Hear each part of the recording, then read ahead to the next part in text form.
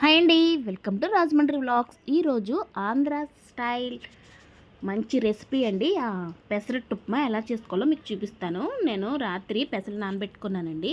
అది నేను ఉల్లిపాయ, పచ్చిమిర్చి, అల్లం, జీలకర్ర వేసి శుభ్రంగా గ్రైండ్ చేసి అదిగోండి కొంచెం సాల్ట్ వేసి పక్కన పెట్టుకున్నాను. అదిగోండి చూడండి, పెనం మీద అలా చుట్టూ చుట్టూ తిప్పుతూ పెసరట్టు వేసుకోవాలండి. ఇటు పక్క నేను ఉప్మా చేసుకున్నాను.